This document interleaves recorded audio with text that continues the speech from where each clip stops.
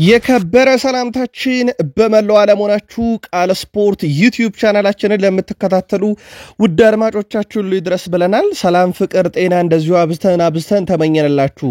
ከሀገር ቤት እስከ ባህር ማዶ ለዚህም ሰዓት መርጠን ያሰናዳንላችሁን አጫጭር ስፖርታዊ ጥንቅሮች በቅደም ተከተል እያጋራናችሁ ቆይታ የምናደርግ ይሆናል። እስከ ፕሮግራማችን ፍጻሜ ቆዩ። ላይክ፣ ሰብስክራይብ እና ሼር ማድረግ እንዳይረሳ። በዚህኛውም ጥንቅራችን የተወሰኑ ሀገራዊ ጉዳዮችን ይዘናል። ትላንት ምሽት አንደኛው የ2024-25 የውድድር ዓመት የአውሮፓ መድረክ የፍጻሜ ጨዋታ ሲያገኝ የለንደኑ ክለብ ቼልሲ ደግሞ ሻምፒዮን ነበረ። ውድ ቤተሰቦቻችን የምሽቱን ጨዋታ የተከታተላችሁ ወዲያም የቼልሲ ደጋፊዎች ምሽቱ እንዴት ነበረ? በሐሳብ መስጫ ሳጥናችን ላይ ምሽታችሁ ልታጋሩን ትችላላችሁ። ጨዋታውንስ እንዴት ተከታተላችሁት? ቼልሲ እጅግ በጣም አስገራሚም አነጋጋሪም ቡድን ሆኖ ቀጥሏል። ቼልሲ ሻምፒዮን በሆነበት የዩሮፓ ሊግ የኮንፈረንስ ሊግ ጨዋታ ውድ ቤተሰቦቻችን ነው የአውሮፓ እግር ኳስ ማህበር ውድድር ባሰናዳም ቁጥር ቼልሲ ከዛ መድረክ ያልተቀናጀበት የለም። ትላንትናም ዋንጫ ነሳ። ለመጀመሪያ ጊዜ በኮንፈረንስ ሊግ ዋንጫ ያንሳ እንጂ ቼልሲ ለአውሮፓ መድረክ ሁሉም ዋንጫዎች እንግዳ ቡድን እንዳልሆነ አስመስክሯል። የቼልሲ ሻምፒዮንነት ብዙ አነጋጋሪ ነገር ነበረው። ሲመሩ ነበረ በምሽቱ ጨዋታ ግን እጅ አልሰጡም። የምሽቱን ጨዋታ ድል ያደረገውን ቼልሲ በስፋት እናነሳለን። ፕሪሚየር ሊጉም ዘንድሮ አዲስ ክብረ ወሰን ያስመዘገበው ነው ቼልሲ ድል በማድረጉ ምክንያት ብቻ ነው። የቼልሲን ምሽት ስናነሳ ውድ ቤተሰቦቻችን ሪያል ቤትስንም የተመለከተ ተጋጣሚ ቡድንን የተወሰነ መረጃ እናነሳለን። አዳዲስ ክብረ ወሰኖችም በዚህ ጨዋታ ላይ ተመዝግበዋል። ለቼልሲ ደጋፊዎችና ለእግር ኳስ አፍቃሪያን ይሄን መረጃ መርጠን እናደርሳለን። ሊዮኔል አንድሬስ ሜሲና ኢንተር ማያሚ ከብዙ ጣውረድ በኋላ ምሽቱን ድል አድርገዋል። በሰፊ የግብ ልዩነት ሲያሸንፉ ሊዮኔል አንድሬስ ሜሲ ፍጹም የተለየ ምሽት ነበር ያሳለፈው። ሊዮኔል አንድሬስ ሜሲና ኢንተር ማያሚ ያሳለፉትን አስደናቂ ምሽት ለውድ አድማጮቻችን እንደዚሁ በስፋት የምናደርሳችሁ ይሆናል። ከተወዳጁ የእንግሊዝ ፕሪሚየር ሊግ በርከት ያሉ ዝውውሮች እየተፈጸሙ ይገኛሉ። ውድ ቤተሰቦቻችን ሊጠናቀቁ ከጫፍ የደረሱና ቀጥለው ሲካሄዱ የነበሩ ድርድሮች ከምን ደረሱ የሚለው እናደርሳችኋለን። በዝውውር መስኮቱ ላይ ማንቸስተር ሲቲ ያደረገው አንድ ድርጊት መነጋገሪያ ሆኗል። በርካቶች ሲቲ እጅግ በጣም ብልጥ ሆኗል እያሉ ነው። በእርግጥ ሌሎችም ክለቦች ቢሆኑ ሊያደርጉት የሚችሉት ነው። የሲቲን አስገራሚ ውሳኔ እናደርሳችኋለን። የፕሪሚየር ሊጉ ሻምፒዮን ክለብ ሊቨርፑል በዝውውር መስኮቱ ሰፋ ያለ እንቅስቃሴ እያደረገ ነው። ተጨማሪ የዝውውር መረጃ ለሊቨርፑል ደጋፊዎች እናጋራችኋለን። ከዛ በተጨማሪ ሊቨርፑሎች ዘንድሮ የተለያዩ ክብሮችን ጠራርገው እየወሰዱ ነው። ትላንትናም አንደኛውን መድረክ ሊቨርፑል አሸንፈዋል። በየትኛው መድረክ? ከ1992-93 የውድድር ዓመት በኋላ ሊቨርፑሎች ለሁለተኛ ጊዜ ነገሱበትን የምሽቱን መድረክ እንነግራችኋለን። ለሊቨርፑል ደጋፊዎች ተጨማሪ የቡድን ዜናም በዚህኛውም ጥንቅር አካተናል። በአርሰናል በኩል አርቴታ ብዙ ወቀሳ እየደረሰበት ሳምንት ላይ ነው። ሬኔ ስሌገርስ ግን ስለ ማይክል አርቴታ የምትለን ነገር አለ። ከዛ በተጨማሪ የአርሰናል ቦርድስ በማይክል አርቴታ ላይ ያለው አቋም እንዴት ያለ ነው? ለአርሰናል ደጋፊዎች እንነግራችኋለን። ከዛ በተጨማሪ አርሰናልና ሪያል ሶሴዳድ ፍቅራቸው የጸና ነው። አራተኛውን ፈራሚ ሊያረጉት ይችላሉ የተባለውን የሪያል ሶሴዳድ ተጫዋች እንነግራችኋለን። ጉዳት ላይ ያሉ አርሰናል ተጫዋቾችን አትሌቲኮ ማድሪድ ተጫዋች ማምጣት በዩሊያን አልቫሬዝ በኩል ባይቻል እንኳን ሌሎችን እንያሉ ነው አርሰናሎች። የቶማስ ፓርቴን ኮንትራት ጉዳይ በተመለከተና ኦዴጋርድ ወደ ጣሊያን ሴሪ ሊሄድ የነበረበትን አጋጣሚ እንነግራችኋለን። በማንቸስተር ዩናይትድ በኩል የሚጠበቀው ማቲያስ ኩናን የተመለከተ ጥንቅር ይዘንላችኋል። ራሽፈርድና ሰዎቹ ባርሴሎና ቤት አልጠፉም። ለመሆኑ በማንቸስተር ዩናይትድ ምን አይነት ውሳኔ የተወሰነ ራሽፈርድ ላይ ተጨማሪ መረጃ ይዘንላችኋል። በማንቸስተር ዩናይትድ በኩል ከዝውውር ጋር በተያያዘ አንድ ወሳኝ ተጫዋችን መመልከት ጀምረዋል። ሩበን አሞሪም የሚሉን ነገር አለ። ለዩናይትድ ደጋፊዎች እናጋራችኋለን። ከዛ በተጨማሪ በማንቸስተር ዩናይትድ የዝውውር መረጃና ዕለታዊ ቡድን ዜናችን ዛሬም እንደተጠበቀ ነው። እንደ ሁልጊዜው እስከ ፕሮግራማችን ፍጻሜ ቆዩ። ላይክ፣ ሰብስክራይብ፣ ሼር አድርጉን። በሐሳብ መስጫ ሳጥናችን ላይ ሐሳብ አስተያየታችሁን ለምታጋሩ ውድ ቤተሰቦቻችን በሙሉ አስቀድመን ከልብ እናመሰግናለን። ዛሬም በሐሳብ መስጫ ሳጥናችን ላይ በተለይም የቼልሲ ደጋፊዎች ምሽታችሁ እንዴት ነበረ ልታጋሩን ትችላላችሁ። አጠራጠር ያሉ ስፖርታዊ ጥንቅሮቻችንን ልክ እንደ ሁልጊዜው ዛሬም ሀገራዊ ጉዳዮችን አስቀድመን እንጀምር። በኢትዮጵያ ፕሪሚየር ሊግ 32ኛ ሳምንት መርሃ ግብሮች መደረግ ጀምረዋል። ባህር ዳር ከተማን ከአርባ ምንጭ ከተማ ያገናኘው ጨዋታ ደግሞ አንደኛው ጨዋታ ነበረ። አርባ ምንጭ ከተማ 2-0 በሆነ ውጤት ድል አድርጓል። አህመድ ሁሴን 45ኛው ደቂቃ ተጠናቋል። ቢትሩ በጨመሩት 3 ደቂቃ ከረፍት በፊት በፍጹም ቅጣት ምትና ከረፍት በኋላ 90ኛው ደቂቃ ተጠናቆም አልቢትሩ በጨመሩት 2 ደቂቃ ላይ 2 ግቦችን ለአርባ ምንጭ ከተማ በማስቆጠር ድል እንዲያደርጉ ረድቷቸዋል። የአርባ ምንጭ ከተማ የፊት መስመር ተጫዋች አህመድ ሁሴን ያስቆጠራቸው የሊግ ግብ ብዛት 13 አድርሶታል። ያለፉት 4 ጨዋታዎች ማሸነፍ ያልቻለው ባህር ዳር ከተማ ተከታታይ ሁለተኛ ሽንፈቱ ሆኖ ተመዝግቧል። አዞቹ ከ8 ጨዋታ በኋላ 3 ድፍን ነጥብ እንደዚሁ ያሳኩበት መርሃ ግብር ነበረ። ለማንኛውም ውጤቱን ተከትሎ ባህር ዳር ከተማ 48 ነጥብ ላይ አሁንም 3ኛ ደረጃ ነው። አርባ ምንጭ ከተማ ግን ነጥቡን ወደ 39 በማድረስ 10ኛ ደረጃ በመምጣት ከወራጅ ቀጠና ራሱን እያራቀ ይገኛል። የፊታችን ሰኞ አዳማ ከተማ ከባህር ዳር ከተማ፣ ኢትዮጵያ ቡና ከአርባ ምንጭ ከተማ በኢትዮጵያ ፕሪሚየር ሊግ 33ኛ ሳምንት መርሃ ግብር ጨዋታቸውን ያደርጋሉ። ሌላኛው መርሃ ግብር በኢትዮጵያ ፕሪሚየር ሊግ 32ኛ ሳምንት የኢትዮጵያ መድን መሪው ማለት ነው ሲዳማ ቡናን 3-0 ድል ያደረገበት ጨዋታ ነበረ። የማሸነፊያ ግቦችን አቡበከር ሳኔ፣ ወገኔ ገዛኸኝና ብርሃኑ በቀለ ያስቆጠሩበት ጨዋታ ማለት ነው። ኢትዮጵያ መድን ማሸነፉን ተከትሎ የሊጉን መሪነት በ9 ነጥብ ያራቀበት አጋጣሚ ሲፈጠር ያለፉት 3 ተከታታይ ጨዋታ ያሸነፈው ሲዳማ ቡና ከ9 ጨዋታ በኋላ ደግሞ እንዳጠቃላይ ሽንፈት የገጠመበት መርሃ ግብር ነበረ። መድን 63 ነጥብ ደርሶ አንደኛ፣ ሲዳማ ቡና በ46 ነጥብ አራተኛ። የፊታችን ማክሰኞ ኢትዮጵያ መድን ከቅዱስ ጊዮርጊስ፣ ሐሙስ መቀለ ሰባ እንደርታ ከሲዳማ ቡና በኢትዮጵያ ፕሪሚየር ሊግ የ33ኛ ሳምንት እንደዚሁ መርሃ ግብራቸውን ሲያደርጉ ዛሬ ኢትዮጵያ ፕሪሚየር ሊግ በ3 ጨዋታዎች ቀጥሎ ይካሄዳል። አዳማ ከተማ ከሀዲያ ሆሳዕና፣ ወልዋሎ ዓዲግራት ዩኒቨርሲቲ ከኢትዮጵያ ቡናና ወላይታ ዲቻ ከኢትዮ ኤሌክትሪክ ጨዋታቸውን የሚያደርጉ ይሆናል። ወደ ባህር ማዶ ስፖርታዊ ጥንቅሮቻችን ደግሞ እንሻገር። ወደ ቤተሰቦቻችን ቃል ስፖርት ላይ ናችሁ። በድጋሚ መልካም ቆይታ ተመኘን። ዛሬ አንድ ጨዋታ በፈረንሳይ ምድር ይደረጋል። ተጠባቂ ጨዋታ ነው። ስታድ ዲ ሬሚስ ከሜትስ የሚያደርጉት ጨዋታ ነው። ስታድ ዲ ሬሚስ የሰሞኑ የኩፕ ደ ፍራንስ የፍጻሜ ተፋላሚ ነበር፣ ግን በፓሪስ ሰን ዠርሜን 3-0 ተሸንፈው እንግዲህ ዋንጫውን እንዳጡት ይታወቃል። ዛሬ ደግሞ በፍራንስ ሊግ ለመቆየት ሁለተኛ ዙር ጨዋታቸውን ያደርጋሉ። በሜትስ ስቴዲየም የነበረው ጨዋታ በሜ 21 የነበረው 1-1 ነው የተጠናቀቀው። ዛሬ መልሱና የፍጻሜው ጨዋታ በስታድ ዲ ሬሚስ ስቴዲየም ይካሄዳል። በድምር ውጤት አሸናፊው ቡድን በቀጣዩ ውድድር ዓመት በፍራንስ ሊግ ይሳተፋል።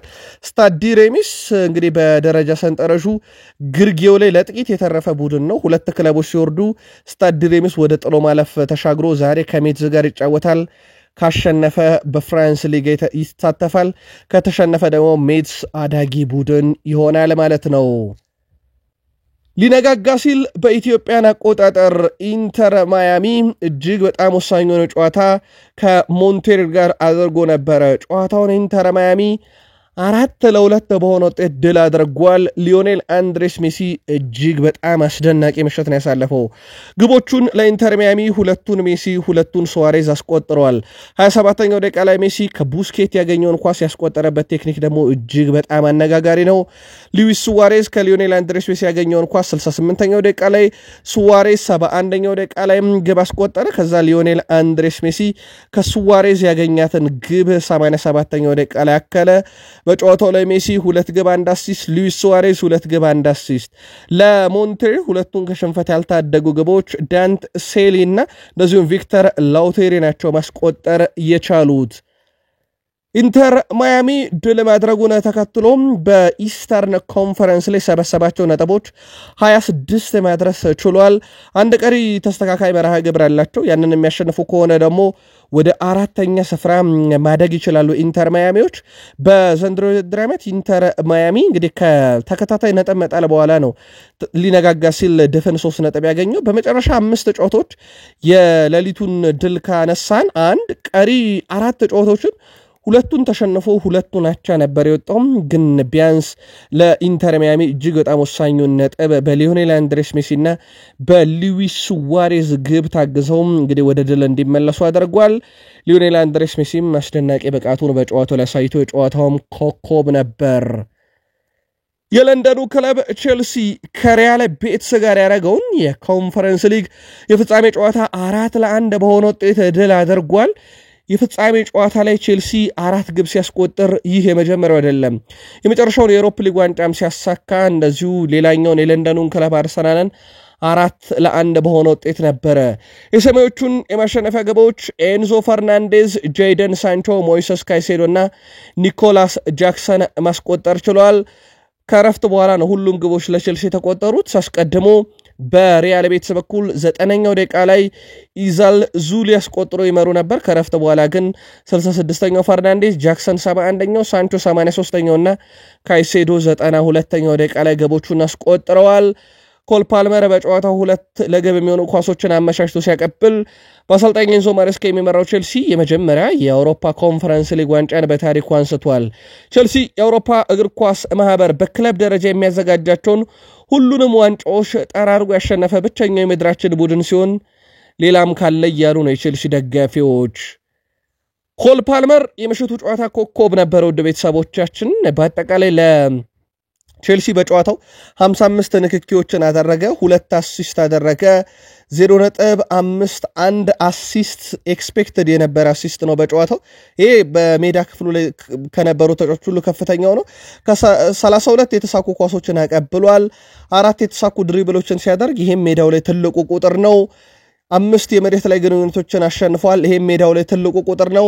5.5 ደግሞ ከፍተኛ የተሰጠ 8.5 ደግሞ ከፍተኛ የተሰጠው ሬቲንግ ነው። በዚህም ኮል ፓልመር የጨዋታው ኮከብ ሆኖ እንደዚሁ የተመረጠበት ምሽት ሆኗል። በምሽቱ ጨዋታ ላይ ለቼልሲ ወሳኝ ከነበሩ ተጫዋቾች አንደኛው ነው።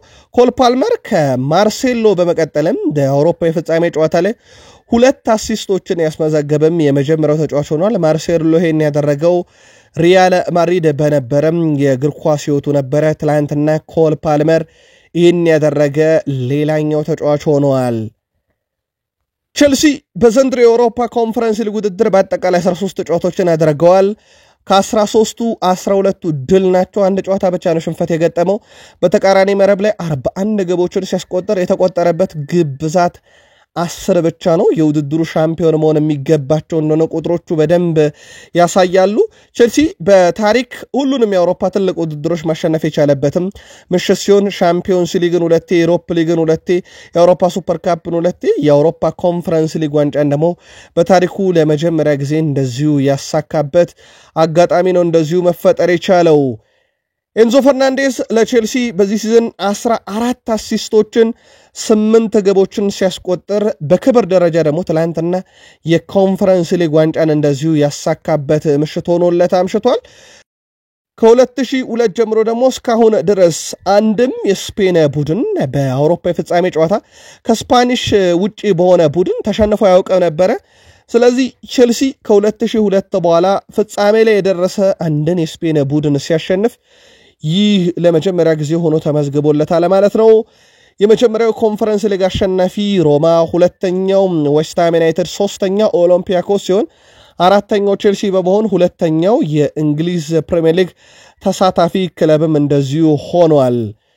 በትላንትናው ጨዋታ ላይ ደግሞ ሞይሰስ ካይሴዶ ብዙ ኳሶችን ቀምቷል፣ ብዙ ኳሶችን ማቋረጥ ችሏል። ሜዳው ላይ ካሉ ተጫዋቾች በሙሉ ብዙ ታክል የሚወረደው ተጫዋች ነው። ካይሴዶ በሚፈለገበት ጨዋታ ሁሉ የሚደርስ ተጫዋች ሆኗል። ትላንትናም ልዩ ነበረ። 92ኛው ደቂቃ ላይ ደግሞ አራተኛዋን የቡድኑን የማሸነፊያ ግብ እንደዚሁ ያስቆጠረው ተጫዋች እሱ ነበረ። በትላንትናው ጨዋታ ላይ ማርክ ኩኩሬላም ከሪያል ቤትስ ተጫዋቾች ጋር በነበረው የአንድ ለአንድ ግንኙነት ፍልሚያ ላይ ሁሉንም ማሸነፍ ችሏል። በተለይም አንቶኒ በጨዋታው ላይ ተጽዕኖ እንዳይፈጥር በማድረግ በጨዋታው ምርጡን ነገር ያሳየም ተጫዋች ነበረ። እጅግ በጣም አስደናቂም ነበረ ማርክ ኩኩሬላ። ጣሊያናውያን ሁሉ ባሰለጠኑ ሰዓት ቼልሲ ዋንጫ ይበላል። ይሄ በጣም አስገራሚ ግጥምጥሞች ነው። በጣሊያናዊ ዜግነት ሆኖ ቼልሲን በማሰልጠን የመጀመሪያው ሰው ጉላንካ ቪላሊ ነበሩ። ዋንጫ አሳክተዋል። ካርሎ አንቾሎቲ፣ አንቶኒዮ ኮንቴ፣ ማውሪዚዮ ሳሪ፣ ሮቤርቶ ዲ ማቲዮ፣ አሁን ደግሞ ተረኛው ኤንዞ ማሬስካ ናቸው። ቼልሲና ጣሊያናውያን ቁርኝታቸው ከፍ ያለ ነው። ሲገናኙ ሁሌም ዋንጫ አለ ማለት ነው። ትላንትም ይሄን አስመልክተውናል። ማይካሎ ሙድሪክና ፍሌክስም በተመሳይ ለቼልሲ ባበረከቱት አስተዋጽኦ የዩኤፋ ካበረከተላቸው 50 ሜዳሊያ ውስጥ ሜዳሊያም እንደሚበረከተላቸው እንደዚሁ ተረጋግጧል። ቼልሲ በአጠቃላይ በዚህ ውድድር ዓመት 182 ሚሊዮን ዩሮ ወደ ካዝናቸው አስገብቷል።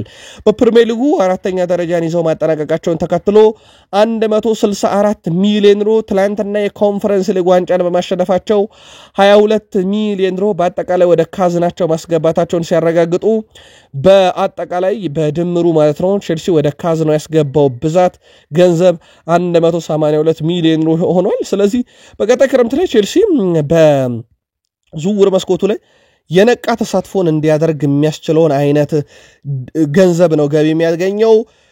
ቼልሲ የመጀመሪያውን የአውሮፓ መድረክ 2012 ላይና እንደዚሁም የአውሮፓ ሻምፒዮንስ ሊግን በድጋሜ 2021 ላይ ካሳካ በኋላ ኤሮፕ ሊግን 2013 እና 2019 ላይ ትላንትና ኮንፈረንስ ሊግን 2025 ላይ እንደዚሁ ማሳካት የቻለበት ምሽት ሆኗል ማለት ነው። ዘንድሮ ግን ቼልሲ ዋንጫ ማሳካቱን ተከትሎ 2024-25 የውድድር ዓመት አምስተኛው የእንግሊዝ ቡድን ሆኗል ዋንጫ ያሳካ። ይሄን ግጥምጥሞሽ በተለየ መንገድ እናነሳዋለን በፕሪሚየር ሊግ የመረጃ ክፍለ ጊዜያችን ላይ የቼልሲን የተወሰኑ መረጃዎች በጨዋታው ላይ ከሁስኮር ቁጥራዊ መረጃውን ወስደን እንመልከት። ሪያል ቤቲስ በጨዋታው አንድ ግብ ሲያስቆጠር ቼልሲ 4 ግብን ያስቆጠረው ግብ ሊሆኑ የሚችሉ ኳሶችን በመሞከር ቼልሲ 1.31 ነው። ኦልሞስት ቼልሲ በጨዋታው አንድ ግብ ብቻ ነበር ሊያገኝ የሚችለው ግን 4 አገኝቷል። ሪያል ቤቲስ አንድ ግብ ነበር ሊያገኝ የሚችለው እሷንም አስቆጥሯታል። በሙከራ ደረጃ ሪያል ቤቲስ 13 ቼልሲ 11 ኢላማውን የጠበቀ ሲሆን ግን ቼልሲ 7 ሪያል ቤቲስ 3 በኳስ ቁጥጥር ቼልሲ 66 በመቶ ኳስ ሲቆጣጠሩ ሪያል ቤቲስ በጨዋታው 34 በመቶ ብቻ ነው ኳስ የመቆጣጠር ንጻሬ የነበራቸው። ከዚህ በኋላ ነው እንግዲህ ቼልሲ የእንግሊዝ ፕሪሚየር ሊግ ተሳታፊ ክለብ ሆኖ በአውሮፓ መድረክ በኮንፈረንስ ሊግ ለሁለተኛ ጊዜ የነገሰ ቡድን ሲሆን በአውሮፓ መድረክ ግን ሁሉንም የአውሮፓ እግር ኳስ ማህበር ያዘጋጃቸውን ዋንጫዎች ጠራርጎ ማሸነፉን ያረጋገጠው። በድጋሜ ለቼልሲ ደጋፊዎች እንኳን ደስ ያላችሁ። ስለ ምሽታችሁና ስለ ክለባችሁ ግን ሐሳባችሁን አጋሩን። በዚሁ የቼልሲን የተወሰኑ መረጃዎች እናጠቃልና ወደ ሌሎች መረጃዎች እንሻገር። ከዝውውር መስኮቱ ጋር በተያያዘ ቼልሲ ከበርካታ ተጫዋቾች ጋር ስማቸው እየተያዘ ይገኛል። አሁን ደግሞ የአስቶን ቪላውን እጅግ በጣም አስደናቂውን ተጫዋች ለማስፈረም ቼልሲዎችም ተቀላቅሏል። ሞርጋን ሮጀርስን 90 ሚሊዮን ዩሮ በአስቶን ቪላ በኩል እዚህ ዝውውር ላይ ተለጥፎበታል። ቼልሲዎች የተጫዋቹ ፈላጊ ሆነው አሁንም ቀጥለዋል። ሌላኛው ቼልሲዎች ሌላ አስደናቂ ተጫዋች ከላዚዮ ለማምጣት ፍላጎት እንዳላቸው ተረጋግጧል። የላዚዮን ተከላካይ ማሪዮን ለማምጣት ነው ፍላጎት ያላቸው። በላዚዮ በኩል ለዚህ ተጫዋች ደግሞ 35 ሚሊዮን ዩሮ ተለጥፎበታል። ቼልሲዎች ሌላ ከሚፈልጉት ተጫዋች አንደኛው ነው። አስደሳቹ መረጃ ለቼልሲ ትላንትና ከሊያም ዴላፕ ተወካዮች ጋር እጅግ በጣም ጠንከር ያለ ድርድር ካደረገው በኋላ ተጫዋቹ በተለይም ለአውሮፓ ሻምፒዮንስ ሊግ መሳተፍ ካለው ፍላጎት አንጻር ለቼልሲ እንዲጫወት የማሳመኑን ስራ ትላንትና በተገቢ ሁኔታ እንዳጠናቀቁ ነው መረጃዎች እየወጡ የሚገኙት። ቤን ጃኮብስም ይዞት በወጣው መረጃ መሰረት አሁን በቼልሲና በሊያም ዴላፕ መካከል ያለው ድርድር በጥቂት ቀናቱ ዝውውሩ እንዲጠናቀቅ ሊያስችልም የሚችል ብሎታልና ጠንከር ያለው ድርድር በቼልሲና በሊያም ዴላፕ መካከል በትላንትናው ዕለት ተካሂዷል። በቼልሲ በኩል ሶኒያ ቦምባስተር ለመጀመሪያ ጊዜ ቼልሲን ባሰለጠነችበት ዓመት በሊጉ ሁሉንም ዋንጫዎች ጠራርጎ ወስዷል። ቡድኗ የእንግሊዝ ፕሪሚየር ሊግ ሻምፒዮን ሲሆኑ ደግሞ ሽንፈት የሚባል ነገር አልገጠማቸውም። በአውሮፓ ሻምፒዮንስ ሊግ ደግሞ በባርሴሎና እስኪሸነፉ ድረስ የግማሽ ፍጻሜ ተፋላሚ ቡድን አድርገውም ነበረ። በትላንትናው ዕለት የእንግሊዝ ፕሪሚየር ሊግ የሴቶቹ የዓመቱ ምርጥ አሰልጣኝ ተብላ ተመርጣለች። ውድ ቤተሰቦቻችን የእንግሊዝ ፕሪሚየር ሊግ መረጃችንን ከማንሳታችን በፊት የሌሎችን ክለቦች አንድ ተጨማሪ መረጃ እናንሳችሁና ወደ ተወዳጁ የእንግሊዝ ፕሪሚየር ሊግ መረጃ እንሻገር። ኤስ ሚላኖች አዲሱን አሰልጣኛቸውን በማፈላለግ ላይ ይገኛሉ። ቱቶ መርካቶ ይዞት በወጣው መረጃ መሰረት ኤስ ሚላኖች በቃል ደረጃ ማሲሚሊያኖ አሌግሪን አዲሱ አሰልጣኝ ለማድረግ ከስምምነት ደርሰዋል። እናም የመጀመሪያ ምርጫቸውም እሳቸው እንደሆኑ እየተዘገበ ይገኛል። ኤስ ሚላኖች ትላንትና ጥብቅ ድርድር አድርገው ነው አሰልጣኙን ማሳመናቸው እየተዘገበ የሚገኘው። ቀጣይ ስራዎች ይሰራሉ። በቃል ደረጃ አሌግሪ አዲሱ ኤስ ሚላን አሰልጣኝ ለመሆን ስምምነትም አላቸው እየተባለ ይገኛል። ቃል ስፖርት ዩቲዩብ ቻናላችን ላይ ተገኛላችሁ። ከሀገር ቤት እስከ ባህር ማዶ የተመራረጡ ስፖርታዊ ጥንቅሮችን እያስደመጥናችሁ እንገኛለን። ከተወዳጁ የእንግሊዝ ፕሪሚየር ሊግ ታላላቅ ክለቦች ብቻ ወዳገኘናቸው ስፖርታዊ ጥንቅር እንሻገር። እስከ ፕሮግራማችን ፍጻሜ ስትቆዩ ላይክ፣ ሰብስክራይብ፣ ሼር ማድረግ ደግሞ እንዳይረሳ። ትናንትና ቼልሲ ኮንፈረንስ ሊግ ዋንጫን ማሳካቱን ተከትሎ በእንግሊዝ ፕሪሚየር ሊግ እግር ኳስ ታሪክ በአንድ የውድድር ዓመት 5 የፕሪሚየር ሊግ ክለቦች ዋንጫ ያነሱበት ሆኗል። ይሄም ሊቨርፑል ፕሪሚየር ሊጉን፣ ኒካስል ሊግ ካፑን፣ ክሪስታል ፓላስ ኤፍኤ ካፑን፣ ቶትናም ዩሮፕ ሊጉን፣ ቼልሲ ኮንፈረንስ ሊጉን ማሳካቱን ተከትሎ 5 የፕሪሚየር ሊግ ተወዳዳሪ ቡድኖች ዋንጫ ያነሱበት ዓመት ሆኗል ማለት ነው። ስለዚህ የተቀረው የአውሮፓ ሻምፒዮንስ ሊግ ፍጻሜ ላይ አንድም የፕሪሚየር ሊግ ክለብ ስለሌለ 20 የፕሪሚየር ሊግ ክለብ ተሳታፊ ክለቦች ዓመቱን ጀምረው 5 ዋንጫ አንስተዋል። ስለዚህ 15ቱ ብቻ ናቸው ዋንጫ ያነሱት። ይህ ሲሆን በእንግሊዝ ፕሪሚየር ሊግ እግር ኳስ ታሪክ ለመጀመሪያ ጊዜ ሆኗል ማለት ነው። አስቶን ቪላዎች የአውሮፓ ሻምፒዮንስ ሊግ እንደማይሳተፉ ካረጋገጡ በኋላ ውድ ዝውውሮችን አያደርጉም። ይልቁንስ ተጫዋቾችን በውድ ለመሸጥ እያሰቡ ይገኛሉ ተብሏል። በዚህ ውስጥ ደግሞ የበርካታ የአውሮፓ ክለቦችን ቀለብ የሳበው ጃኮብ ራምሴን 50 ሚሊዮን ዩሮ ለጥፈውበት ለዝውውሩ ክፍት ነን ብለዋል። በዚህም መሰረት እንደ አርሰናል፣ ኒካስል ዩናይትድ እና ቶትናም ያሉ ክለቦች ደግሞ የአውሮፓ ሻምፒዮንስ ሊግ ተሳታፊ መሆናቸውን ተከትሎ ተጫዋቹን ሊያገኙት እንደሚችሉ ነው በርካታ መረጃዎች እየወጡ የሚገኙት። በተለይም በአስቶን ቪላ በኩል በቀጣይ የተወሰኑ ከዋክብቶቻቸውንም ሊያጡ የሚችሉበት አጋጣሚ እንዳለ እየተዘገበ ይገኛል። ከጥቂት ዓመታት ወዲህ ደግሞ የአውሮፓ መድረክ ትኬቶችን መቁረጥ ክለቦች ተጫዋቾቻቸውንም ለማቆየት አዲስ ተጫዋችን ለማምጣት እንግዲህ እንደ ዋና መሳሪያ እያገለገለ ይገኛል። ከሰሞኑ ማንቸስተር ዩናይትድ ቤት ግን ተቃራኒው የተፈጸመው ኩንሃ ዩናይትድን ሲቀበል አንድም የአውሮፓ መድረክን ጥያቄ ውስጥ ሳያስገባ እንደነበር ይታወቃል። ወልቭሶች ከፕሪሚየር ሊጉ የወረደውን የሌስተር ሲቲውን እጅግ በጣም አስደናቂውን ተጫዋች የገላቸው ማድረግ ይፈልጋሉ። ወልቭሶች ኤልካኑስን ማስፈረም የፈለጉት ደግሞ ለማቲያስ ኩና ተተኪ ለማድረግ ነው። ቢላል ኤልካኑስ ዘንድሮ በጣም አስደናቂ ውድድር ዓመትን ካሳለፈ በኋላ በተለይ ማርቲኔሊና ትሮሳርድ በአርሰናል ላይ ቆዩ ይችላሉ ሲባል በዋነኝነት ስሙ ከአርሰናል ጋር ሲያያዝ የነበረ ተጫዋች ነው። ቢላል ኤልካኑስ አስደናቂ ውድድር ዓመትን በግሉ ቢያሳልፍም ክለቡ ሌስተር ሲቲ መውረዱን ተከትሎ በርከት ያሉ ክለቦች እሱን በፕሪሚየር ሊግ ለማቆየት ፍላጎት ሲኖራቸው፣ ወልቭሶች ደግሞ የማቲያስ ኩና ተተኪ ማድረግ ይፈልጋሉ ሲል ጊቭሚ ስፖርት ነው በፊት ገጹ ላይ ይዞት የወጣው። ቶትናም ሆትስፐርሶች በክረምት ከአርቢ ላይፕዚግ ጋር በይፋ እንደሚለያይ ያስታወቀውን ዣቪ ሲሞንስን የግላቸው ለማድረግ ጥረት ማድረግ ጀምረዋል። ተጫዋቹ ላይ ፍላጎት አላቸው። ዘንድሮ የአንጌ ፖስቴኮግሉ ቡድን የአውሮፓ ሻምፒዮንስ ሊግ ትኬት መቁረጡን ተከትሎ በዝውውር መስኮቱ ላይ ሰፋ ያለ እንቅስቃሴን ያደርጋል ተብሎ ይጠበቃል። ከሌሮይ ሳኔ ጋር ስማቸው ሲያያዝ ነበር። አሁን ደግሞ የአርቢ ላይፕዚጉን አስደናቂ ተጫዋች ዣቪ ሲሞንስን የግላቸው ለማድረግ ፍላጎት እንዳላቸውና በቀጣይ ስራዎችንም እንደሚሰሩ ነው ሚረር ስፖርት ያስነበበው። ማንቸስተር ሲቲ አንድ አነጋጋሪ ድርጊትን ፈጽመዋል። በጥር ወደ ቡድኑ ያመጡት አብዱልካድር ኮሳኖቭ ላይ ያደረጉት ነገር ነው በጣም አነጋጋሪ ሆነው። ማንቸስተር ሲቲዎች አብዱልካድር ኮሳኖቭን በዚህ ውድድር ዓመት በጥር ካመጡት ጊዜ ጀምሮ በአጠቃላይ በድምር ለሲቲ 10 ጨዋታዎችን ካደረገ ሲቲ ለአርሲ ሎንስ ለእናት ክለቡ ለነበረው ማለት ነው ቀድሞ ተጨማሪ 5 ሚሊዮን ዩሮ ክፍያ ይጠበቅበት ነበር በውሉ መሰረት። ነገር ግን ማንቸስተር ሲቲዎች ልክ 9ኛ ጨዋታውን ሲያደርግ ከቡድን ስብስብ ውጭ ያደረጉት። ስለዚህ 10ኛ ጨዋታ አላደረገም። ስለዚህም ማንቸስተር ሲቲ 5 ሚሊዮን ዩሮ አትርፏል። እጅግ በጣም አነጋጋሪ ነው። ከዚህ በፊት ሌሎችም ክለቦች ይህንን ቴክኒክ ሲጠቀሙት ነበረ። ማንቸስተር ሲቲም ይሄንን ነገር አድርጎት ካዝናው ላይ 5 ሚሊዮን ዩሮ አትርፏል። ስለዚህ በቀጣይ ክረምት ላይ በጀቱ ላይ የሚጨመር ይሆናል። የሲቲን ብልጠት በርካቶች መነጋገሪያ ያደርገውታል። አርቢ ላይፕዚጉ የተከላካይ ስፍራ ተጫዋች ካስቴሎ ሉክባ የበርካታ ክለቦችን ቀለብ የሳበ ሌላኛው ተጫዋች ነው። በዚህ ክረምትም ትልቅ ክለብ መዳረሻ ይሆናል ተብሎ ይጠበቃል። ታዲያ በቀጣዩ ውድድር ዓመት በየትኛውም የአውሮፓ መድረክ የማይሳተፈው ላይፕዚግ ተጫዋቾችን የማጣት ስጋት ሲኖርበት ካስቶላ ሉክባም ከዚህ ቀደም የሪያል ማድሪድ ተፈላጊ ተጫዋች ነበር። አሁን ደግሞ የፕሪሚየር ሊጉ ሻምፒዮን ሊቨርፑል የዚህ ተጫዋች ፈላጊ ሆኖ ብቅ ብለዋል። በቀጣይ ተጫዋቹን ማግኘት በሚቻልበት ሂደት ላይ ሊቨርፑሎች ስራዎችን ይሰራሉ ሲል ደግሞ በፊት ገጹ ላይ ይዞት ወጣው ቲም ቶክ ነው። ሊቨርፑሎች የዘንድሮ ውድድር ዓመት ላይ እንግዲህ ካዝናቸው አበጥ ብሏል። ፕሪሚየር ሊጉ ሻምፒዮን እንደነበሩ ይታወቃልና በርከት ያሉ ዝውውሮችንም በቀጣይ ያረጋሉ ተብሎ ይጠበቃል። ፕሪሚየር ሊጉ በአዲስ ስያሜና ይዘት ከተመለሰ በኋላ 1992-93 የውድድር ዓመት አንስቶ ማለት ነው በሊጉ የውድድር ዓመት ምርጥ አሰልጣኞችን በተመለከተ የዘንድሮ የውድድር ዓመት አርኔ ስሎት ሆነዋል። በሊቨርፑል እንግዲህ ሻምፒዮን በሆነበት 2019-20 እና ሻምፒዮን ባልሆኑበት 2021-22 የውድድር ዓመት ላይ የሊቨርፑል አሰልጣኝ የርገን ክሎፕ ባለክብር ከሆኑና የዓመቱ ምርጥ አሰልጣኝ ከተባሉ በኋላ አርኔ ስሎት በሊቨርፑል ለሶስተኛ አጋጣሚ በሊቨርፑል ታሪክ ደግሞ ሁለተኛው አሰልጣኝ ሆነው ተመርጠዋል።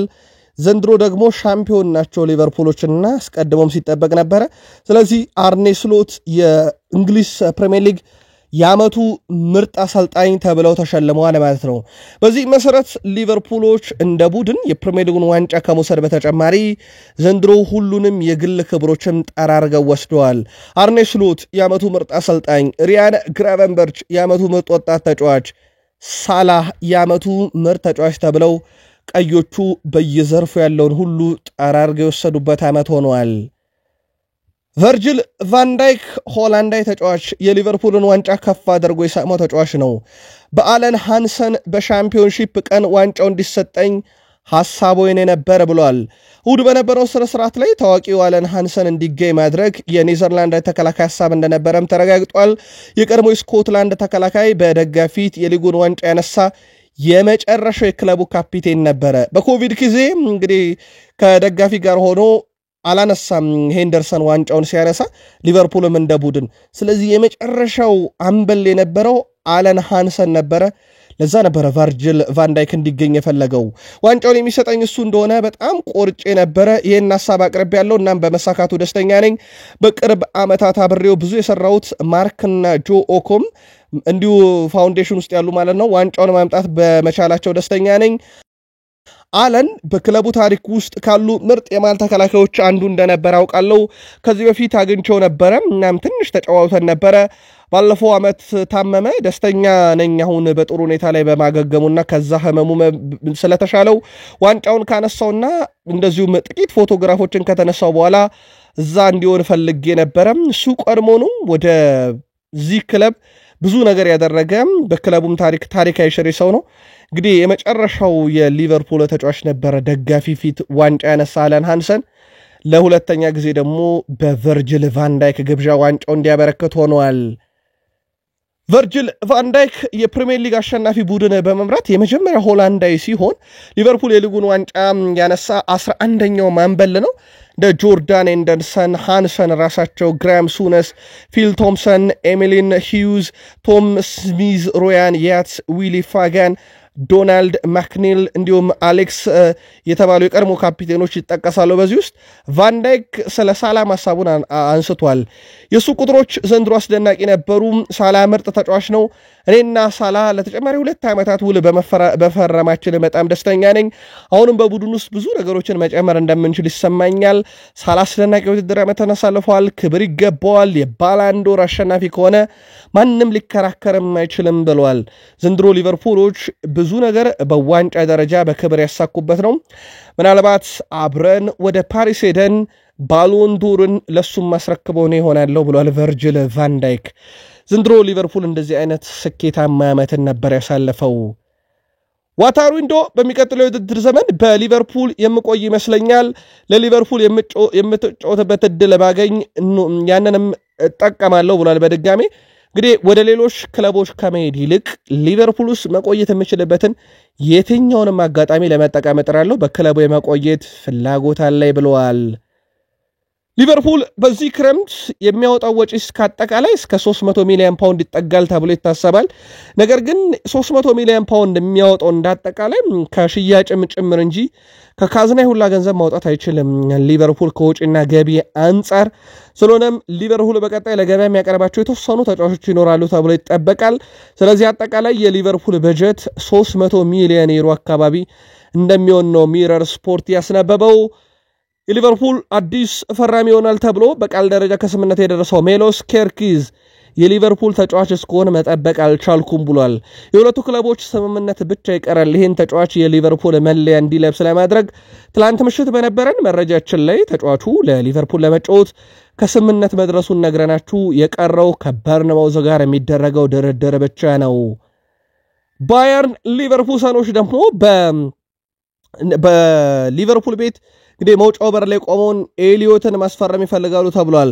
ከባየር ሊቨርፑል በተጨማሪ ቦሩሲያ ዶርትመንድም የሃርቪ ኤሊዮት ፈላጊ ናቸው እየተባለ ነው። ተጫዋቹ በፕሪሚየር ሊግ የመጨረሻ ቀን የስንብት ንባብ በስቴዲየም ውስጥ አስመልክቶን ነበር። በርካቶችም እንደሚለቅ ስንጠብቅ ነበር። እናም ክለቡን እንደሚለቅና በቀጣይ አዲስ ክለብ እንደሚያፈላልግም ነው ስካይ ስፖርት በዘገባው ይዞት የወጣው። መዳረሻው ደግሞ የጀርመን ቡንደስሊጋ ክለቦች የመሆን ዕድላቸው ሰፊ ነው። ሊቨርፑል ምናልባትም የዌርዝ ዝውውር አካል ሊያደርገው ይችላል እየተባለ ነው። ዶርትመንድ ደግሞ በገንዘብ ደረጃ ከፍሎ ከሊቨርፑል ተጫዋቹን የግሉ ሊያደርግ ይችላል። የአርሰናል ሴቶች ዘንድሮ በታሪክ ለሁለተኛ ጊዜ በፕሪሚየር ሊግ ታሪክም ለሁለተኛ ጊዜ ብቸኛው የአውሮፓ ሻምፒዮንስ ሊግ አሸናፊ ቡድን እንዲሆን ሆኗል። የዚህ ቡድን አሰልጣኝ ደግሞ ሬኔ ስሌገርስ ትባላለች። ከሻምፒዮንስ ሊጉ ድል በኋላ ማይክል አርቴታ መልእክት ልኮልኛል ስትል ሐሳቧን ገልጻለች። እናም እንዲህ አይነት ግንኙነት በክለቡ ስላለንና አንድነት ስለሚሰማን በጣም እኮራለሁ። ከማይክል አርቴታ ለደረሰን ማበረታቻ እጅግ በጣም አድርገን እናመሰግናለን። ቀጣይ ውድድር ዓመትም አርሰናል በሌሎች መድረክ ሻምፒዮን እንዲሆን እናረጋለን ብላለች። የመጀመሪያውን ዋንጫ አርሰናል በሴቶች 2008-7 አካባቢ ሲያመጡ የታዳጊ ቡድን ተጫዋች የነበረችው እንስት ሬኔ ስሌገርስ በዚህ ሳምንት መጨረሻ ደግሞ የአውሮፓ ሻምፒዮንስ ሊግን ከአርሰናል ሴቶች ጋር በአሰልጣኝነት ማሳካቷ ይታወቃል። ማይክል አርቴታ ላይ ጣቶች እየተቀሰሩ ነው። ትላንትና የቴሪ ዳሌን ሆነሪን በሰበር አደረስናችሁ። የአርሰናል አብዛኞቹ ደጋፊዎችም በሀሳብ መስጫ ሳጥናችን ላይ መልእክታችሁን ስታጋሩ ነበረ። ለመሆኑ ቦርዱ በማይክል አርቴታ ላይ ያለው አቋም ምንድን ነው የሚለውን ገነርስ ብሎግ አስነብበዋል። ማይክል አርቴታን በተመለከተ ከአርሰናል ቦርድ ምንም አይነት ጫና የለም ይላል መረጃው። እሱ አሁንም በክለቡ ውስጥ ታማኝ ሰው ሆኖ ይቀጥላል። የክለቡ አሰልጣኝ ሆኖ ይቀጥላል። የአርሰናል ቦርድም በማይክል አርቴታ ላይ እምነታቸው አልተሸረሸረም። ስለሆነም ቀጣይ ዓመት ላይ ቡድኑ ዋንጫ እንዲያነሳ የሚያግዙ ዝውውሮችን ማድረግ እንጂ የታቀደው ማይክል አርቴታን ስለመቀየርም ስለማባረርም ስለማንሳትም በአርሰናል ቦርድ ውስጥ የለም። አሁንም የአርሰናል ቦርድ እምነቱ በማይክል አርቴታ ላይ የጸና ነው ይላል መረጃው። በእርግጥ ከአርሰናል ቦርድም ከማይክል አርቴታም ከስንብት ጋር የተያዘ አንድም መረጃ የለም። ከውጭ ያሉ እንግዲህ የአርሰናል ደጋፊዎች ሌጀንዶች ናቸው ተቃውሟቸውን ማሰማት የጀመሩት። አርሰናል ከሪያል ሶሴዳድ ተጫዋች ሲያስፈርም የማርቲን ዙቤሜንዲ የመጀመሪያው አይደለም ውድ ቤተሰቦቻችን ሜሪኒዮ ኦዴጋርድ የሪያል ሶሴዳድ ውጤት ናቸው። አሁን ደግሞ ከማርቲን ዙቤሜንዲ በመቀጠል ሌሎች የሪያል ሶሴዳድ ተጫዋቾችን ሲመለከቱ አስደናቂውን ተጫዋች ኩቦን እየተመለከቱት ነው ተብሏል። ኩቦ እንግዲህ ወኪል ከሰሞኑ ቀይሯል። እናም ወደ አውሮፓ ትልቅ ክለቦች መሸጋገር ይፈልጋል እየተባለ ነው። ስሙ ዳግም ከአርሰናል ጋር መነሳት ጀምሯል። የዚህም የውል ማፍረሻ ልክ እንደ ዙቤሜንዲ ሁሉ 60 ሚሊዮን ዩሮ ነው። አርሰናል ምን ያህል ጥረት ያደርጋል የሚለው ይጠበቃል። ግን አርሰናል ይህን ተጫዋች የሚያመጣው ማርቲኔሊ አሊያም ትሮሳርድ ቦታውን ለቀው የሚሄዱ ከሆነ ብቻ ነው። ጋብሪኤል ማጋሌሽና ዩሊያን ቲምበር ጉዳት ላይ እንዳሉ ይታወቃል። በጥሩ ሁኔታ እያገገሙ መሆኑ ትላንትና ተዘግቧል። እናም ተጫዋቾቹ በተባለውም ጊዜ ቀድመው ወደ ሜዳ ሊመለሱ ይችላሉ። በዚህም መሰረት ከተጠበቀው ጊዜ በላይ ቀድመው ከመጡ ለቀድሞ ውድድር ቡድኑን ይቀላቀላሉ ተብሎ ይታሰባል። ሁለቱም ተጫዋቾች ለሚቀጥለው ውድድር ዓመት መጀመሪያ ወይም እንግዲህ ከታሰበው ጊዜ ከቀደሙ ደግሞ ለቀድሞ ውድድር ዝግጁ ሆነው ከአርሰናል ቡድን ጋር ይጓዛሉ ተብሎ ይታሰባል። ዘንድሮ በአርሰናል ጥንካሬዎች ማጋሌሽን በትልቁ ልናነሳ እንችላለን። ቲምበር እንኳን አብዛኛውን ጨዋታ በጉዳት እያመለጠው ነው። ቀጣይ ውድድር ዓመትም ለአርሰናል በብቃት ያገለግላል ሳይሆን ጥያቄው ያለ ጉዳት ያገለግላል የሚል ነው። የቀድሞ የቼልሲ ተጫዋች ቶር አንድሬ አርሰናል ቤት አሁንም ያጥቂ ችግሩን ለመቅረፍ በርካታ እድሎች አሉት ይላል። በተለይ ዩሊያን አልቫሬስ ትክክለኛ አማራጭ ቢሆንም ነገር ግን አትሌቲኮ ማድሪድ እሱን እንደማይለቅ ካስታወቀ በኋላ ሌላኛውን የአትሌቲኮ ማድሪድ አስደናቂ አጥቂ አርሰናል ሊመለከት ይገባል ብሏል። ይህ ቀድሞ ቼልሲ ተጫዋች አሌክሳንደር ሶሎሮትን ነው ያለው። እሱም ሶሎሮት ከትልቅ የፕሪሚየር ሊግ ክለቦች ባንዱ ማየት ፈልጋለሁ ያለው የቼልሲ ቀድሞ ተጫዋች እሱን በፕሪሚየር ሊግ ብናየው ጥሩ ነበር። እሱ በጣም ጥሩ እየሰራ ነው፣ ግን እንደ ተጫዋች በፕሪሚየር ሊግ ውስጥ ቢጫወት የበለጠ ይፈተናል። ለአርሰናል መጫወት ከቻለ ግን ለሱ ጥሩ ይመስለኛል። የአርሰናል አጫወት ለሱ ሊሆን ይችላልና አርሰናሎች በገበያው ላይ ካሉ አማራጮች ውስጥ አጥቂ ማስፈረም ግዴታ አለባቸው ብሎ የሚያምነው የቀድሞ ቼልሲ ተጫዋች ቶር አድሬ አሁን ማስፈረም ካለባቸው ውስጥ አሌክሳንደር ሶሎሮትን እመክራለሁ ብሏል። አርሰናል ከበርካታ አጥቂ ጋር ስሙ እየተያዘ ነው። በርካቶች በሐሳብ መስጫ ሳጥናችን ላይ አርሰናልና ተጫዋቾች ስማቸው ሲያዝ ከአርሰን ቬንገር ዘመንም ጀምሮ የነበረ ግን ሌሎች ክለቦች ናቸው እነኛን የሚያስፈርሙትና በክለባችን በዚህ እንበሳጫለን የሚሉ በርከት ያሉ አርሰናል ደጋፊዎች በሐሳብ መስጫ ሳጥናችን ላይ ሐሳባቸውን ሲያሰፍሩልን ነበር። ከቶማስ ፓርቴ ጋር በተያዘ ድርድሩ እንደቀጠለ ነው። ከአርሰናል እንግዲህ ለመረጃው ቅርብ ነን የሚሉ አንዳንድ የዜና ምንጮች ቶማስ ፓርቴና በአርሰናል መካከል የቃል ስምምነት አለ የሚሉ መረጃዎችን እየወጡ ነው። አርሰናልም ይሁን የቶማስ ፓርቴ ወገን ግን በዚህ ጉዳይ ላይ ያሉት ነገር የለም። በእርግጥ ከዚህ መረጃ ተጨባጭ ነገር ልንረዳ የምንችለው ፓርቴም ማይከል አርቴታም ሁለቱም አብረው መስራት ይፈልጋሉ። አርሰናል ደግሞ ከጥቅማ ጥቅም ጋር በተያያዘ ጥቅሙን ማስቀደም ይፈልጋልና እንደ ቡድን ከአርሰናል ጋር እየተደረገ ያለው ድርድር ቀጥሏል። በቃል ደረጃ ግን ስምምነቱ አለ እየተባለ ነው። የአርሰናል ስፖርቲንግ ዳይሬክተር አንድሪያ ቤርታ ከሆነ በኋላ ከቀረቡለት ጥያቄዎች ውስጥ አንደኛው ኦዴጋርድን አርሰናል ለሽያጭ ያቀርበዋል የሚል ነው።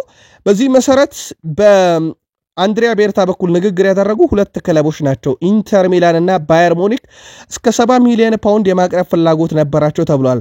አርሰናል ኦዴጋርድን የመሸጥ ፍላጎት ስላልነበረው እንጂ ኦዴጋርድን በ70 ሚሊዮን ፓውንድ ቢሸጡ ኖሮ በቀጥታ ምርጫቸው የነበረው በአርሰናል ቦርድ በኩል ፍሎሪያን ዌርዝ ነው። ዌርዝ ወደ ሊቨርፑል ብቻ ነው ማመራው አለ። አርሰናሎችም ኦዴጋርድን ለገበያ እንደማያቀርቡት አረጋገጡ። ኢንተር ሚላንና ሙኒክ ግን ምናልባትም ከቅርብ ጊዜ ወዲህ በአርሰናል ደጋፊዎች ዘንድ ተቃውሞ ሲቀርብበት የነበረው ኦዴጋርድ ለገበያ ከቀረበ ሲሉ አንድሪያ ቤርታን አነጋግረው እንደነበረ ነው መረጃዎች ወጡት። በአርሰናል በኩል ግን ኦዴጋርድ በፍጹም ለገበያ እንደማይቀርብ ተነግሯቸዋል። ማቲያስ ኩንሃ በቀጣይ እንግዲህ ማንቸስተር ዩናይትድ ተጫዋች ሆኖ የመጀመሪያው ፈራሚም ይሆናል ተብሎ የሚጠበቀው ተጫዋች ነው። በነገራችን ላይ ጁን 1 እየተጠበቀ ነው። በቀጣይ ሳምንት የሕክምና ምርመራውን ያደርጋል። ይህ ዝውውር ኦልሞስት 100% የተጠናቀቀ ነው። ማቲያስ ኩና ብራዚላዊ ተጫዋች ነው። ከዚህ በፊት 2022-23 እና 2017-18 የውድድር ዓመት ሮቤርቶ ፌርሚኖ በሊቨርፑል፣ ጋብሪኤል ማርቲኔሊ በአርሰናል ካስቆጠሩት 15 ግብ በኋላ ዘንድሮ በእንግሊዝ ፕሪሚየር ሊግ 15 ግብ ያስቆጠረ ብቸኛው ብራዚላዊ ተጫዋች እንደሆነ ይታወቃል። ስለሆነም ይህን ሪካርድ ከያዙ 3 ተጫዋቾች ውስጥ እናገኘዋለን። ይህ ተጫዋች ነው እንግዲህ ለማንቸስተር ዩናይትድ የሚፈርመው። በማንቸስተር ዩናይትድ በኩል እዚህ ተጫዋች መምጣት በብዙ መንገድ ቡድኑን ሊያነቃቃና ሊያሻሽል ይችላል እየተባለ ነው። በተለይም ከፍጹም ቅጣት ምት መምቻ ሳጥን ውጪ ግብ የማስቆጠር ክህሎቱ ዘንድሮም 15 ግብ ብቻ አይደለም በርከት ያሉ አሲስቶችን በፕሪሚየር ሊጉ ማድረጉ በማንቸስተር ዩናይትድ ከሚጫወቱ የዘንድሮ አንድም ተጫዋች እንግዲህ በሱ ደረጃ የግብ አስተዋጽኦ የለውምና በፕሪሚየር ሊጉ በጣም ወሳኙ ይሆናል ተብሎ ይጠበቃል። በዚህ ሳምንት ቅዳሜ እሁድ ጀምሮ የሕክምና ምርመራውን በማንቸስተር ዩናይትድ ካሪንግተን ተገኝቶ ሊያደርግ ይችላል። የዩናይትድ ሰዎች ከሩበን አሞሪም ጋር ለመነጋገር ቀጠሮ ይዘዋል። የማንቸስተር ዩናይትድ ባለስልጣናት ወይም ቦርዱን በዚህ ሳምንት መጨረሻ በማርከስ ራሽፎርድ የወደፊት ዕጣ ፈንታ ዙሪያ ከአሰልጣኝ ሩበን አሞሪም ጋር ለመነጋገር ነው ቀጠሮ ያዙት። የማንቸስተር ዩናይትድ ሰዎች እንግሊዛዊ መስመር አጥቂ በአስቶን ቪላ ቤት ተወስዶት በነበረበት ቆይታ ባሳየው ድንቅ እንቅስቃሴ ሳቢያ ወደ ክለቡ እንዲመለስ ወይንስ ቢሸጥ ያዋጣል በሚለው ጉዳይ ነው ውይይት የሚያደርጉት። በተጨማሪም ሌላ የክንፍ ተጫዋች በክረምት ከማስፈረም ይልቅ ተጫዋቹ ወደ ክለቡ በመመለስ አንደኛ የክንፍ ስፍራን ተጫዋች ይዞ መጫወት የሚችልበትም አማራጭ ካለ ከሩበን አሞሪም ጋር ይመክሩበታል ተብሏል። ፖርቹጋል አሰልጣኝ በበኩላቸው ከማርከስ ራሽፎርድ ጋር ዳግም በአብሮነት የመስራት ፍላጎት እንደሌላቸው በተደጋጋሚ ሲገልጹ ነበረ። ምናልባት የዩናይትድ ሰዎች ራሳቸውን ከወጪ ለመቆጠብ ሲሉ ራሽፎርድ እንዲቆይ ቢፈልጉም የሩበን አሞሪም ግን ፍላጎት አይደለም እየተባለ ነው። ትላንትና አይግረማችሁ ብሎ ማርከስ ራሽፎርድ በማህበራዊ ትስስር ገጹ ከክለብ ባርሴሎናን ከተጫዋች ላሚን ያማልን መከተል ጀምሯል። ይህም ሲሆን በዚህ ውድድር ዓመት ለመጀመሪያ ጊዜ ነው። ማንቸስተር ዩናይትዶች አንድሬ ኦናናን በክረምት ገዢ ካገኙ ለመሸጥ ክፍት እንደሆኑ ይታወቃል። ታዲያ ማንቸስተር ዩናይትዶች አማራጮችን እየተመለከቱ ይገኛሉ። በርካታ አማራጮችን እያዩ ነው። እንግሊዛዊን ጄምስ ትራፎርድን የአንድሬ ኦናና ተከታኪ ለማድረግ እንደዚሁ ፍላጎት አላቸው። በበርንሌይ አስደናቂ ጊዜን እያሳለፈ ይገኛል። በተጫዋቹ በኩል በርግጥ በማንቸስተር ዩናይትድ ተፈለገ እንጂ ዘንድሮ አምና በአርሰናል በጥብቅ ሲፈለግ የነበረ ግብ ጠባቂ ነው። ዘንድሮም ከበርካታ የአውሮፓ ትልቅ ክለቦች ጋር ስሙ እየተያዘ ነው። አሁን ደግሞ የማንቸስተር ዩናይትድ መለማዮች ጄምስ ትራፎርድን መመልከት ጀምረዋል። የአንድሬ ኦናና ተተኪ እንዲሆንላቸው ሩበን አሞሪም ትላንትና ቡድናቸው ከተሸነፈ በኋላ በርካታ ሐሳቦችን አንስተዋል። አንደኛው ታዳጊዎችን መውደዳቸውና መደነቃቸውን ገልጸዋል። ታዳጊዎችን ወድጃለሁ፣ ከኳስ ጋር በጣም ጥሩ ነበሩ፣ የቻሉትን ሞክረዋል፣ ለኔ ይሄንን ማየቴ በጣም አስደስቶኛል ብለዋል። ሴኮ ኮኔና ሼሊስ ለኔ ጎልተው የታዩኝ ተጫዋቾች ናቸው። ካምሶን በጣም ንቁ ነበር። ሙርሃውስ አርመር እና ትዌስትም እንዲሁ ከአካዳሚ ተጫዋች ይዘናቸው ከሄድን በጣም ጥሩ የተጫወቱት ናቸው። ቾድ ኦቢ ግብ ባለማስቆጠሩ ግን እድለኛ አልነበረም ብሏል። በእርግጥ ግብ ሊያስቆጠር የሚችልበት አንድ ትልቅ አጋጣሚ የአሌሃንድሮ ጋርናቾ እንግዲህ ከፊቱ መቆም ነበረ ብሎክ ያደረገበት። ቀጣይ አርብ ከሆንግ ኮንግ ከምናደርገው ጨዋታ ጋር በተያዘ ለወጣቶች ተጨማሪ ደቂቃዎችን እሰጣለሁ ብለዋል ሩበን አሞሪም። በተለይም ደግሞ ሴኮ ኮኔ በጨዋታው ላይ ተጨማሪ ደቂቃ እንደሚሰጠው አረጋግጧል። በተጫዋቹም ደስተኛ መሆናቸውን ገልጸዋል። አሞሪም ደጋፊዎች ወደ ጨዋታው መጠናቀቅ አካባቢ ተቃውሞ ማሰማታቸውን ተከትሎ እንዴት ታዩታላችሁ ይህን ተቃውሞ ተብሎ ተጠይቆ ነበረ። ደጋፊዎች ተቃውሞ ምናልባት የሚያስፈልገን ነገር ሊሆን ይችላል፣ ምክንያቱም በፕሪሚየር ሊጉ በእያንዳንዱ ጨዋታ ስንሸነፍ እዛ ነበሩ፣ አሁን በዚህም ጨዋታ ላይ በመሸነፋችን ተበሳይተዋል፣ ተቃውሞ ተቀባይነት አለው ብለዋል። ትላንትና በኦልስታር የኤዥያዎች 1-0 መሸነፋቸውን በምሽት መረጃችን ላይ በስፋት መረጃውን አደረሰናችሁ ነበር። እናም የደጋፊዎቹ ተቃውሞ ተገቢ ነበር ብለዋል። ሩበን አሞሪም ስለ ዝውውር መስኮቱም ተጠይቀው ነበር። በዚሁ አጋጣሚ በዝውውር መስኮቱ ላይ አሰልጣኙ እኔ ነኝ፣ ስለዚህ አብዛኛውን ዝውውር የምወስነው እኔ ነኝ፣ ለዩናይትድ የሚጠቅሙትን ሁሉ ወደ ቡድኑ እንዲመጣ አደርጋለሁ፣ በተለይም ለእኔ ፍልስፍና የሚሆኑትን ብለዋል። ጨዋታውን መሸነፍ አልፈለግንም ነበር፣ ሆኖም ለደጋፊዎቻችን መስጠት ከሚገባን በታች በመሆናችን በጣም አዝኛለሁ። ወጣት ተጫዋቾች ግን ላሳዩን እንቅስቃሴ እጅግ በጣም አመስጋኝ ብለዋል ሩበን አሞሪም። አርብ ደግሞ ከሆንግ ኮንግ ኦልስታር ጋር እዛው በማሌዥያ ጨዋታቸውን የሚያደርጉ ይሆናል። ሊጎች ሁሉ ስለተጠናቀቁ ሊግ ካልን የኢትዮጵያ ፕሪሚየር ሊግ ብቻ ነው ውድ ቤተሰቦቻችን። ዛሬ ማለዳ 3:30 አዳማ ከተማ ከሀዲያ ሆሳዕና፣ 9 ወልዋሎ ዓዲግራት ዩኒቨርሲቲ ከኢትዮጵያ ቡና፣ 12 ወላይታ ዲቻ ከኢትዮ ኤሌክትሪክ በኢትዮጵያ ፕሪሚየር ሊግ 32ኛ ሳምንት ጨዋታቸውን ሲያደርጉ ትላንትና ኢትዮጵያ መድን ሲዳማ ቡናን 2-0፣ አርባ ምንጭ ከተማ ባህር ዳር ከተማን 2-0 በሆነ ውጤት አሸንፈዋል። ትላንት በመላው ዓለም በጉጉት ሲጠበቅ የነበረው ጨዋታ ቼልሲ ሪያል ቤትስን በአውሮፓ የኤሮፕ ኮንፈረንስ ሊግ ጨዋታ 4-1 አሸንፈዋል። እንዲሁም የዋንጫ ባለክብር ሆኗል። ኢንተር ማያሚ በአሜሪካ ሜጀር ሊግ ሶከር ደግሞ ሞንትሬል 4-2 በሆነ ውጤት ሲያሸንፍ ሜሲ 2 ግብ ሱዋሬዝ 2 ግብ በጨዋታው ላይ አበርክተዋል። እንዲሁም ሜሲም ሱዋሬዝም ከግቦቹ በተጨማሪ አንድ አሲስት ማበርከት ችለዋል። ይህ ነበረ ውድ ቤተሰቦቻችን ለእናንተ ውድ አድማጮቻችን ልናደርስ አሰናርተን ይዘን የመጣነው መረጃ። ከወደዳችሁን ላይክ አድርጉን፣ አበረታቱን። ለሐሳብ አስተያየታችሁ አስቀድመን እናመስግን። ቤተሰብ መሆን ካሻችሁ ሰብስክራይብ ማድረግ ይቻላል። ዜናዎቻችን እንዲደርሷችሁ ደግሞ የደውል ምልክቷን ተጫኑ። መልካም ዕለተ ሐሙስ እንዲሆንላችሁ ተመኝተን የአሁኑን ጥንቅር እዚህ ጋር ቋጨን። ሰናይ ጊዜ